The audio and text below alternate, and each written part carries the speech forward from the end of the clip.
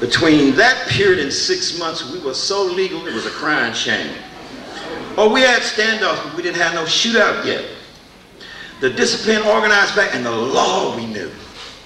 It would blow people's minds. I mean, some cop come up, "Are you a Marxist?" He says, "Are you a fascist?" "Are you a Marxist? Are you a fascist?" Panthers lined up in discipline, never really pointing a weapon, holding the weapons in such a way we trained that if the cop drew the gun, at that point, we would bear down, and if it drawing gun, we would defend ourselves by shooting the son of a gun, the racist. But the point is to let him know it was the gun that was our equalizer at that time. In a period when protesters and people, and when Huey used to cite the First Amendment of the Constitution of the United States, that the police are violating that, and Malcolm was telling us about that, when they brutalized the peaceful demonstrators who got a right to do so by the Constitution, well, now we're going to defend ourselves. I'm saying that happened for 6 months. We were so damn legal that the California state legislature had to make a law against us carrying loaded weapons within city limits. They made a bill that stated that nobody would carry a loaded weapon within city limits and within 150 feet of public property. And public property included all roadways and byways. That's how legal we were. You see, so I hear brothers and sisters talking about wanting to rejuvenate the Black Panther Party. Well, you really want to do it? Particularly young, it's not no macho game. It's not about no macho game. It's not about just trying to make some weight. It is about having some clear-cut perspectives and some analysis of what you're doing and why you're doing it. And it ain't just about the patrolling of the police. What that gave us is international notoriety. It was the political electoral community power we wanted to unify. I mean, ultimately, I ran for mayor of Oakland with 42.5% of the vote. That was after I come out of jail and prison, after I was chained, shackled, and gagged, after I had 2 political trials trumped upon me. I mean, you know, 28 of us died out there and 14 policemen died. So it wasn't no one-sided crap. They attacked our offices.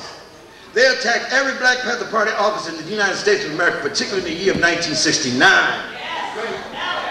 J. Edgar Hoover had vowed by the end of 1969 he would be rid of the Black Panther Party because he'd already, as far as I'm concerned, orchestrated the conspiracy to kill Brother Martin Luther King. He had already worked in 1965 and interconnected with his COINTELPRO operation to help kill Malcolm X. And he was saying by the end of 1969 he'd be rid of the Black Panther Party. December 4th, 1969, State's Attorney Hanahan, in conjunction with the FBI, you might have saw Eyes on the Prize, the brother who became an agent for the police and all that kind of stuff, helped set it up. They walked in there, in that house, 5 a.m. in the morning, shot up and killed and murdered Brother Mark Clark and Fred Hampton that morning, and shot up the whole place with thousands of rounds of ammunition. 2 days later, I was in Chicago when Fred Hampton and Mark Clark was killed. They surrounded, 7 a.m. in the morning, the Los Angeles Black Panther Party office, surrounded it. SWAT team, wait a minute.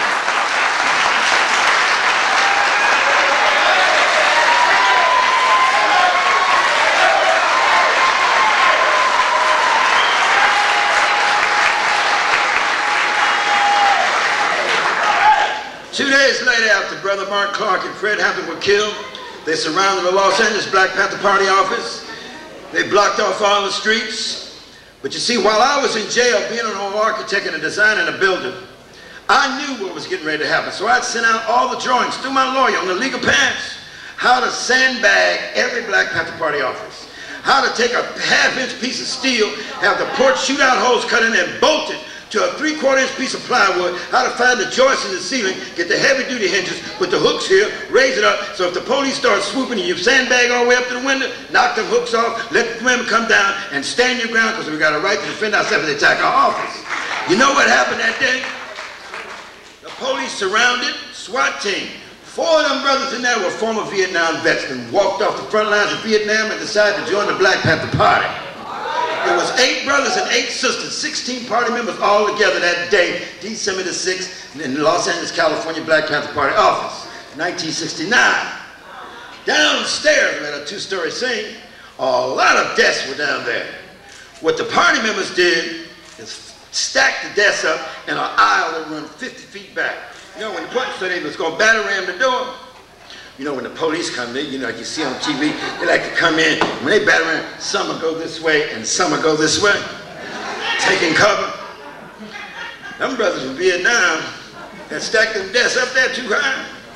And it had a whole iron, and at the end of the damn desk down there, the brothers were behind there with these 22-inch barrel shotguns with 00 buckshot in them. When the police, they never put this on television. When them first 3, 4 policemen battered around that door and it opens like this, and they couldn't go right, and they couldn't go left. The brothers, the party members down there leaned out on the floor and let loose and emptied their guns on their asses. They happened not to die, but they emptied their guns on their asses.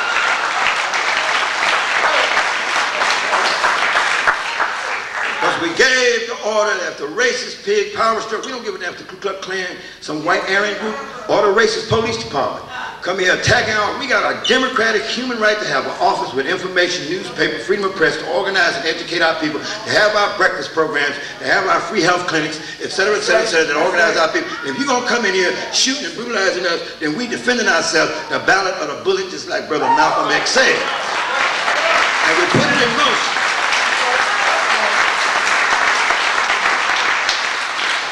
Now, the 28 brothers and sisters by the end of 1969 that died was not the only brothers and sisters that died in our whole history of struggle. Black Panther Party was just a continuation of that struggle. We lasted 8 years, and most people don't realize a lot of the things that happened. They would have you think the NAACP was so estranged from us. Well, then why did Roy Wilkins of the NAACP, which was the true legal arm of the civil rights movement at that time, put up so much money for the lawyers to defend Black Panther Party members all across this country, including my appeal, which is Chicago 7? Wait a minute. Brother Martin Luther King had told Reverend Abernathy to write me. This is before Brother Martin Luther King was murdered. 2 months or so before. He wrote me and stated that he was writing all black community organizations throughout the United States of America. That Brother Martin Luther King saw the necessity for us to get rid of many, many organizational differences and come together on the unified principles that we stand on. And would the Black Panther Party be willing to participate? And I sent a message back, yes, we would definitely want to participate in a framework of Brother Martin. What you have to understand, brothers and sisters, J. Edgar Hoover hated Martin Luther King. 2 months later, they killed and murdered Martin Luther King.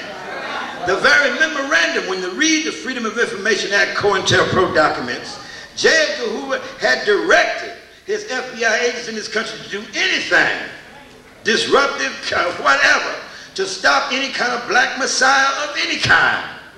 And so in effect, he killed Martin Luther King. He murdered Martin Luther King to start. See, and this is not new. The history of our whole struggle is like that. Every time black folks get together, and we've struggled a long ways to get where we are now. And we got a long, long ways to go.